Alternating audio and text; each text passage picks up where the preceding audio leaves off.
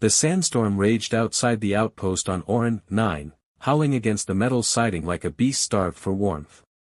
Inside the operations room, Command Officer Kieran Holden was finalizing the day's security logs, the warm glow of the terminal casting deep shadows across his stern face. He had the look of a man carved from stone, sharp jaw, scar above his left brow, dark eyes that had seen too many wars. A proximity alarm shrieked. Unscheduled shuttle approach, the AI announced. Kieran tensed. No one was supposed to come out this far. Orin 9 was a desolate research site, long forgotten by Central Command. He rushed to the viewing screen. A civilian-class vessel, battered and barely flying, dipped through the storm. A landing attempt. It skidded across the sand, smoke trailing from its rear engines. By the time Kieran reached the docking bay, the storm had swallowed the landscape. The shuttle's hatch creaked open. Out stepped a figure in a soot-stained cloak, stumbling. He rushed forward, catching her before she collapsed. She looked up with piercing gray eyes. "Please, don't send me back." Her name was Lyanna. She refused to say more than that. Wrapped in a thermal blanket, she sat beside the heater, her face pale from the cold, her hands trembling. Kieran gave her space, offering warm tea and silence. Her eyes followed him warily, calculating yet tired. "You weren't supposed to be out there alone," he said finally. She flinched. "I had nowhere else to go." That was all she offered. Over the next days, Lyanna kept to herself, speaking only when necessary. She wore her silence like armor, and Kieran, a man long accustomed to solitude, didn't press. Until the night he found her in the comms room, trying to override the security lockdown. "Who are you contacting?" he demanded. She didn't answer. Instead, she looked at him with desperation. "I have to warn them. They're coming." "Who?" "The ones who hunted me. The ones who think I still have the data." "What data?" She bit her lip, then whispered, "Something they were never meant to build." That night, Kieran didn't sleep. The following week brought rain, a rare gift on Orin 9. Lyanna stood on the balcony, letting it wash over her, as if trying to cleanse herself. "You could have left me to die," she said without turning. "I don't leave people behind. Even broken ones." Kieran joined her. "Especially them." She looked at him then, truly looked. A crack in the mask. "They told me humans were cold. That you didn't care about anyone but your own. Then they lied." For the first time, she smiled, small, but real. When the bounty hunters arrived, Kieran had already fortified the outpost. "You were right," he told her, handing her a pulse pistol. "Now we fight." Side by side, they faced the assault, two souls against shadows of the past. Smoke, fire, the taste of ozone. She saved his life more than once. He shielded her when the walls collapsed. By the time the last hunter fell, they were covered in dust and blood. He reached for her. She leaned into his chest, trembling. "I told myself not to feel," she whispered. He held her tighter. "Then don't speak. Just stay." Outside, the storm cleared. A new dawn broke across Orin 9. The storm may have cleared outside, but inside the walls of the Orin 9 outpost, tension brewed beneath the quiet.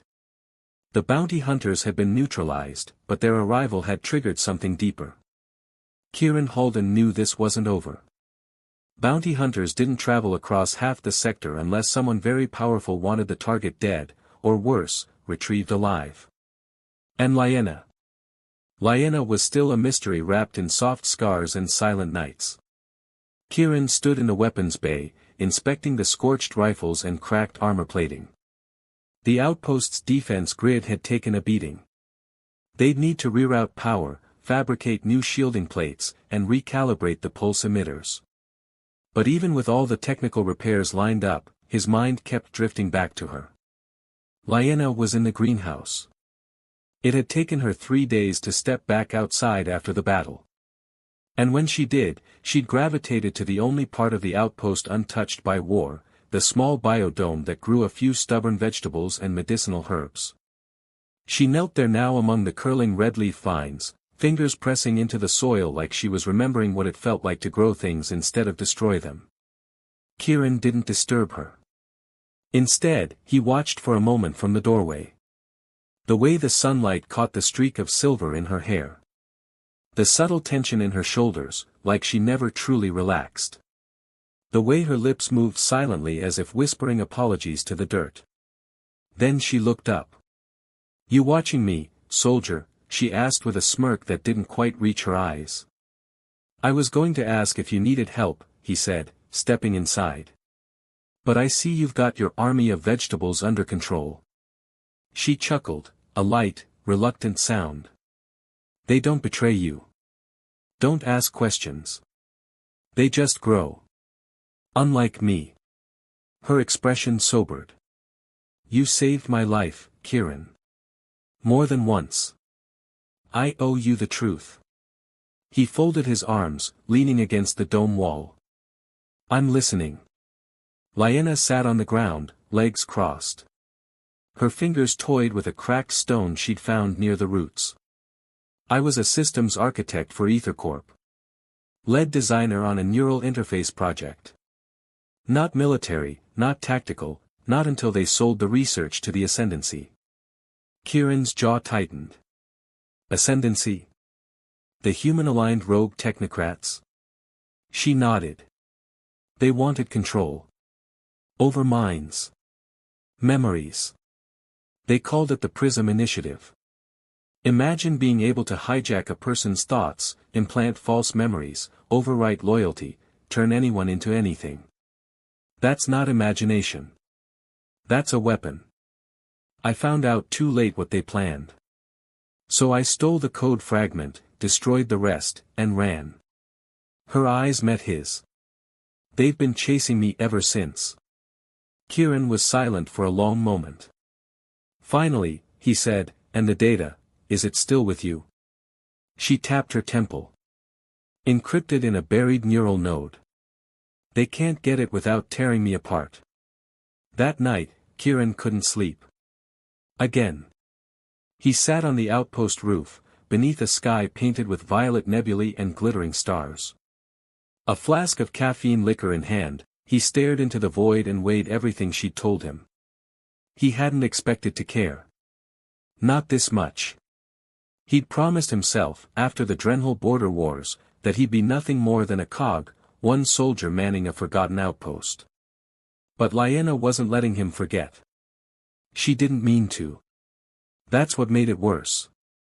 She came to him later, wrapped in a thermal shawl, her hair braided loosely over one shoulder. Wordless, she sat beside him and looked up at the same stars. "I thought you'd hate me," she said. "After the truth. I hate the people chasing you. And the ones who created the thing you're running from." He passed her the flask. She took a cautious sip. "I don't know what I am anymore," she murmured. He turned to face her fully. "You're not a weapon. You're not some corrupted machine. You're the person who risked everything to stop something evil." She looked down. "You say that now. But what if one day the encryption breaks? What if it turns me against you? Then I'll remind you who you are." He reached out, brushing his knuckles across her cheek. "Because I see her." Her breath caught. For a moment, she leaned in, then pulled back. "I can't. Not yet." He nodded slowly. "I'll wait." In the days that followed, they worked together to rebuild the outpost. Lyanna fixed the communications relay. Kieran installed a stealth field. They cooked meals side by side, argued about ration spices, and slowly, carefully, learned the rhythm of each other's presence. Lyanna even laughed more. Real laughs.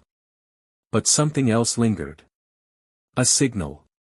A trace. She found it in the console's residual memory, a fragment of a ping, a return beacon activated during the bounty hunter's incursion. "They know I'm still here," she whispered, staring at the data. Kieran's knuckles whitened around the console edge. "Then they're coming. And next time, it won't just be hunters." "No," she said softly. "It'll be EtherCorp itself." She turned to him, no longer hiding. "I have a plan. But it's dangerous. I'm listening. We fake my death. We trigger the failsafe in the neural node. Let them believe the data is corrupted. And then I disappear, for good." Kieran frowned. "You disappear? Where?" "Anywhere that isn't here. Anywhere that won't get you killed."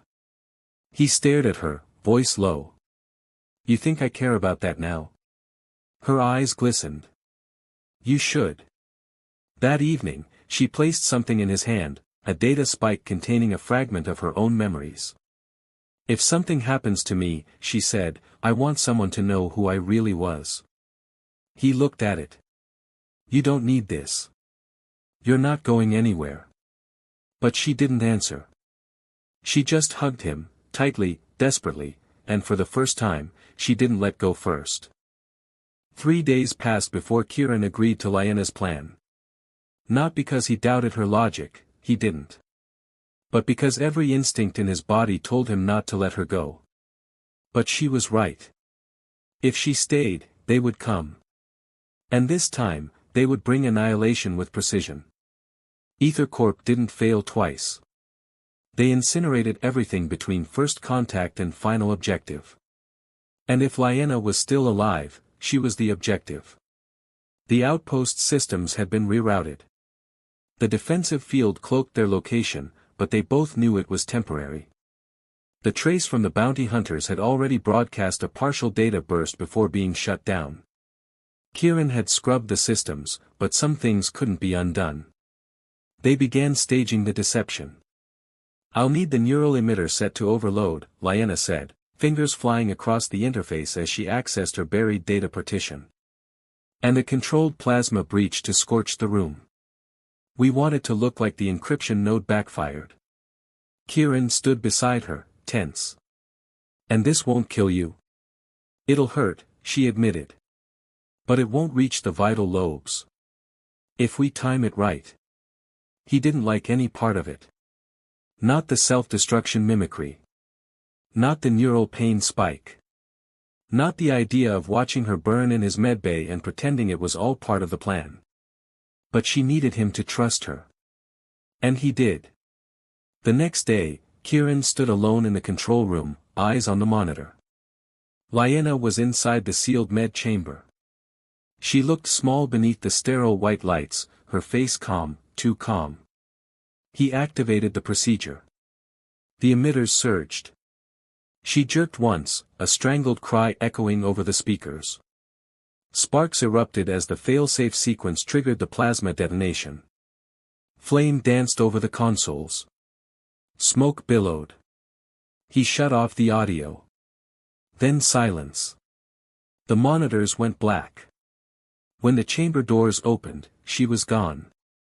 Kieran had staged everything, the wreckage, the slagged node components, a DNA trace left from a sample Lyanna had provided.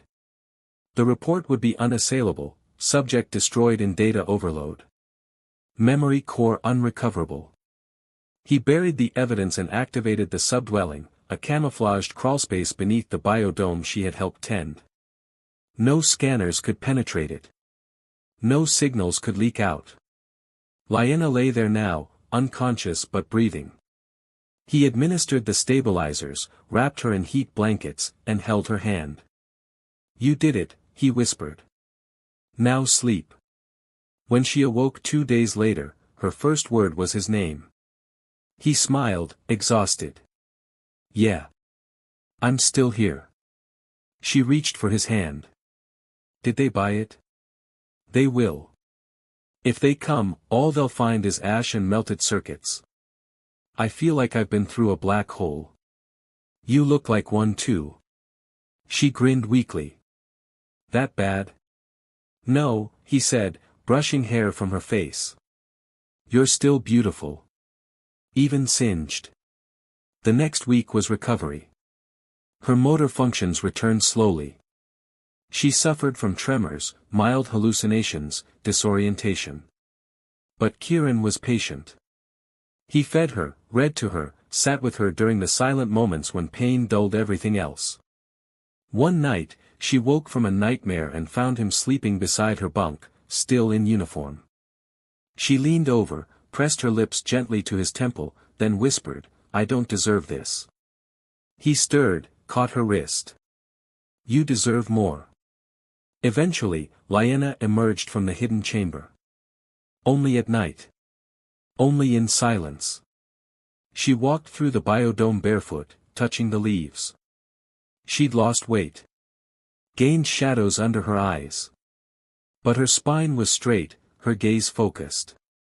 Kieran met her by the hydroponics tank. "You're sure you're ready?" "I have to be." "What now?" She exhaled. "We make them believe I'm gone long enough to build what comes next." They began to plan again, but not for escape this time. For resistance.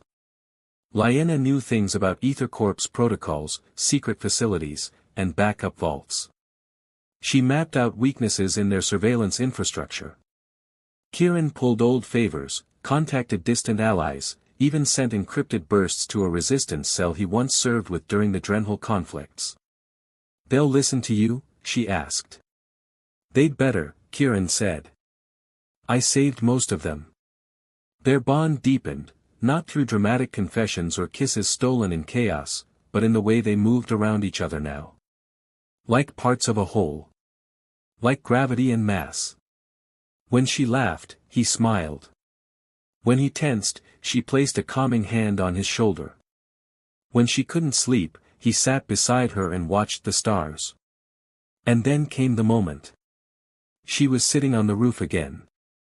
He brought up 2 mugs of the awful coffee substitute they both hated but drank anyway.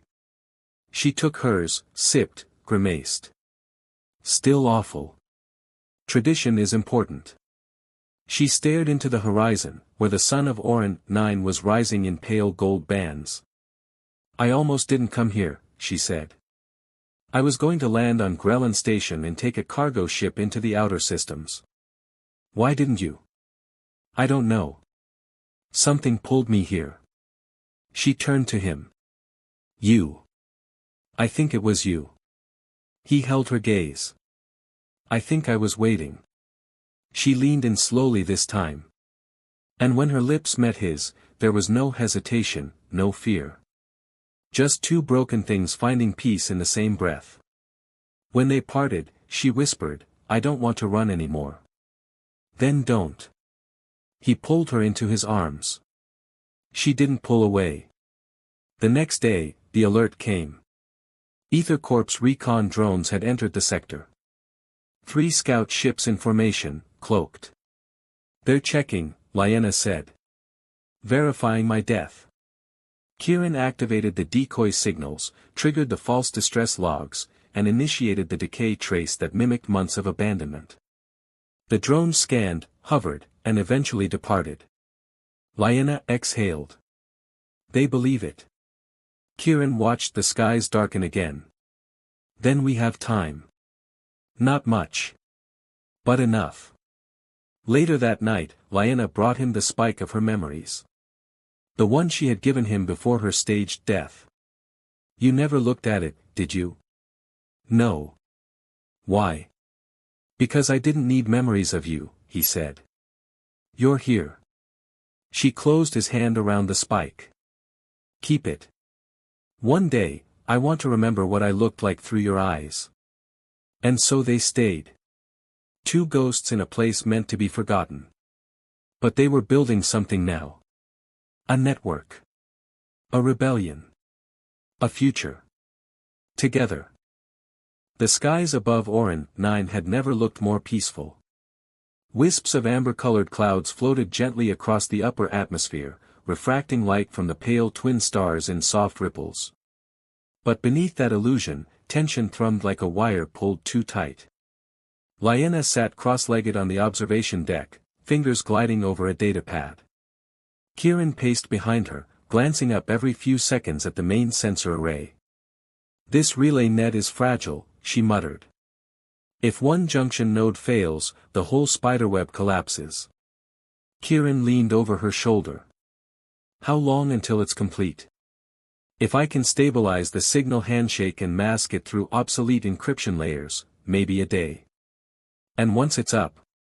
She tapped the datapad once, sending a mock ping through the relay. A distant light blinked on the interface. "Then the other ghosts will hear us.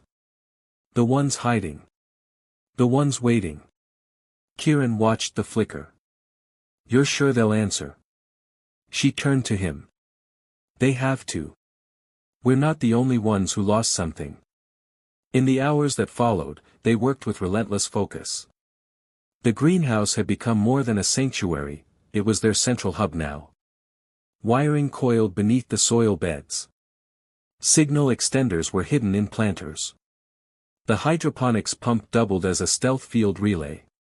Kieran rerouted power from non-essential systems, trimming the outpost signature down to near nothing. He even dismantled the weather tower and converted it into a communications spike, blending it with the terrain. "Every time I see you rip something apart," Lyanna said, watching him dismantle another console, "you look like you're undoing history. Sometimes you have to tear it down to build it right." She nodded, quietly appreciating the metaphor. That evening, just before dusk, the signal was ready. Kieran stood with her on the observation deck again. He handed her the transmitter key. "You do it." Lyanna hesitated. "What if no one answers?" "Then we try again tomorrow. And the day after that. Until someone does." She swallowed, then pressed her thumb against the key. The signal jumped. A single pulse. Encoded with coordinates, encryption keys, and a call sign. "Phoenix still burns." They waited. 10 minutes passed. Then 20. Then a flicker. The console chirped. A return ping. No coordinates. No message. Just a signature. Echo 7 online. Lyanna gasped. Echo 7 was a safehouse cell on Aurelius. They were destroyed 2 years ago. Apparently not all of them, Kieran said, eyes lighting with something fierce. The next day, more replies came. Spark 12 acknowledged. Relic protocol active. Ember 3 reconnecting. Lyanna's hands trembled over the datapad. It was more than they'd hoped for. All across the quadrant, ghost nodes came back to life. Each carried scars. Each carried silence that had lasted too long. Now they had a voice again. And it started with her. That night, Kieran took her hand and pulled her outside. "Come on." She frowned. "Where?" He led her to the slope just outside the outpost. The stars above shimmered like spilled crystals across velvet. He'd set up a small table. A meal. 2 seats. Real cloth napkins, salvaged from the officer's mess. A candle flickering in a heat-proof cup. She blinked. "You're insane." "I'm sentimental." She laughed and sat. "This is ridiculous. This is a date." She paused, visibly shaken. I'm not ready for." He leaned forward, voice gentle. "It's not a promise. It's not a vow. It's just a moment. One you deserve." She looked down at the plate in front of her. Simple roasted tubers and synth bread. But to her, it might as well have been a royal feast. "No one's ever done this for me." Kieran smiled.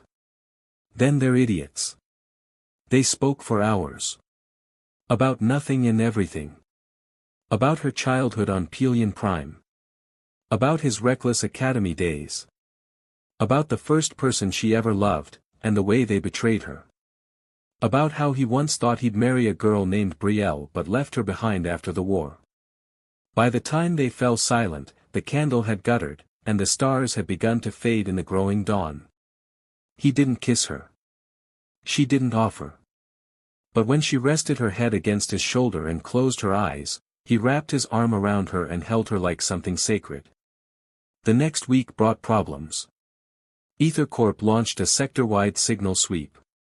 3 of the reborn cells went dark. Lyanna fought to mask the outpost, tweaking power cycles and distorting their thermal signature. Kieran crafted false trails, using drones to simulate traffic in neighboring systems. But the enemy was adapting. "They're sniffing," Kieran muttered. "Testing the wires." Lyanna stared at the signal map. "We need to move soon." "Where?" She pointed to an outer rim moon called Hessex 4. "It has caverns. Deep enough to hide us. We can route signals through seismic channels. Harder to trace." He studied the map. "It'll take 4 jumps. The cargo hauler can't make that distance without a core refit." She smiled faintly. "Then we rebuild the engine. Together." For the first time in years, Kieran felt like he had a purpose beyond survival. He wasn't just keeping her safe. He was helping her fight back. And somehow, in the quiet hours when she brushed past him with a smile, or when her fingers found his under the console in shared silence, it became something more. Something he didn't dare name yet. But something he felt in every breath. Late one night, he awoke to find her sitting beside his bed, eyes rimmed red. "Lyanna?" She looked at him. "I had a dream. I was back in their lab. Hooked up. Screaming. You were watching, but you couldn't move." He reached for her. She crawled into the bed beside him and wrapped her arms around his chest. "I'm scared," she whispered. He held her tightly. "I know. And I think I'm falling in love with you." Kieran closed his eyes. "Then fall. I'll catch you." She buried her face in his neck. Neither of them slept again that night. 2 weeks after the first signal, the enemy returned. Kieran stood at the observation dome, eyes locked on the blinking red indicator flashing across the radar. Not a drone this time. A manned vessel. EtherCorp. Class 7 Interceptor, he muttered. Fast. Heavy. And not here to negotiate. Lyanna leaned over the console, studying its trajectory. "They're not broadcasting. No ID beacons. Which means this is a retrieval mission. They think I'm alive again." Kieran's jaw clenched. They must have intercepted a trace from one of the other cells. Maybe someone used the wrong relay channel. Then the signal's compromised. They'll burn the whole quadrant just to find you. Lyanna stared at the screen, her breath caught somewhere between rage and despair. "Then we move. Now." The outpost that had become their home for months was already packed into mobile crates. The hydroponics had been stripped, the biodome collapsed into a flat carbon shell. They'd worked tirelessly to reduce their presence to 0. But nothing ever goes to plan. As they loaded the final crate into the hauler, the warning klaxon shrieked. Kieran spun. "They're jamming the upper atmosphere. Disrupting our exit window." Lyanna bolted to the control pad. "We have 5 minutes to launch, or we're dead." "Then go." She grabbed his arm. "You're coming too." He hesitated, just a beat too long. "Kieran. I rerouted the fuel siphon to the decoy pod. They'll detect it, think we tried to escape. If I'm not here to guide the signal and time the ignition, they'll follow us." Lyanna stared at him in horror. "You're planning to stay. Just until the decoys launched. You'll die." He looked at her, really looked at her. "If I don't, you will. And I won't lose you." Her hands shook. "I just found you. I can't." "You can," he said. "And you will." She crushed her lips against his, desperate, urgent, messy. The kiss was fire and grief and every goodbye they never wanted to say. "I love you," she whispered. His breath caught. "Then go. And let me do this for you." The decoy launched seconds after the hauler exited low orbit. Kieran sent a false signature burst, altered Lyena's biometric ID, and flooded the comm lines with misdirection. The interceptor followed the bait. Kieran exhaled, slumping against the terminal. Alone. Lyena landed on Hessex 3 days later. Alone. She screamed inside the cargo hauler until her throat bled. She pounded her fists on the cold walls until her knuckles split. Then she curled in the dark, clutching the memory spike he'd left her, whispering his name again and again like it could bring him back. He didn't answer. She nearly gave up. Nearly. But the memory of his voice, the way he told her she was strong, anchored her. She rose. She built. 3 months passed. Hessex 4's caverns had become a living node of resistance. Lyena coordinated from a repurposed mining command bunker, relaying encrypted signals across 9 systems. They called her Ashlock now. Ghost of the Signal. Lady of the Ember. Her network had grown to 312 operatives. But she didn't care about numbers. She cared about one man. And she hadn't heard from him since the day he vanished.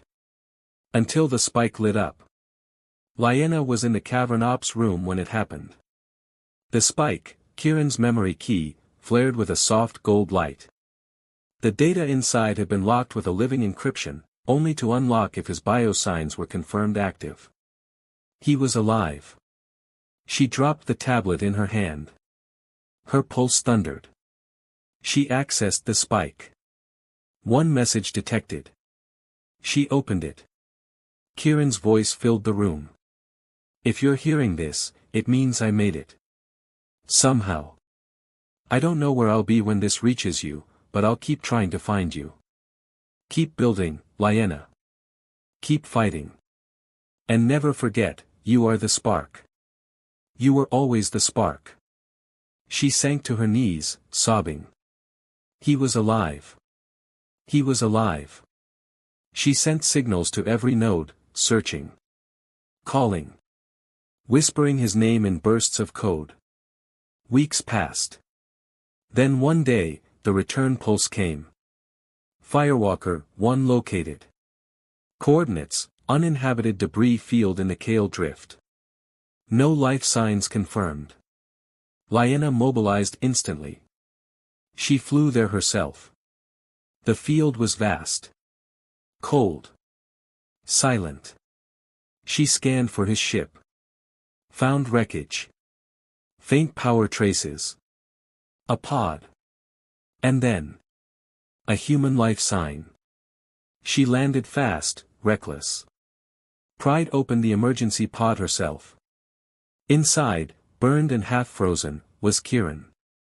Barely alive. But alive. He opened his eyes as she cried over him. "Hey," he rasped. "You idiot," she whispered. "You found me. I told you I'd never stop looking." He smiled, broken and glorious. "Took you long enough." The recovery took months. But he healed. They rebuilt. And together, they led a rebellion. Not from rage. Not from vengeance. But from the fire of something stronger. Love. They never married. Never needed to. He called her his reason. She called him home. In the years to come, children born in the ashes of fallen worlds would whisper their names like myth. Lyena and Kieran. The ghost and the guardian. The fire that refused to die. Together. Always.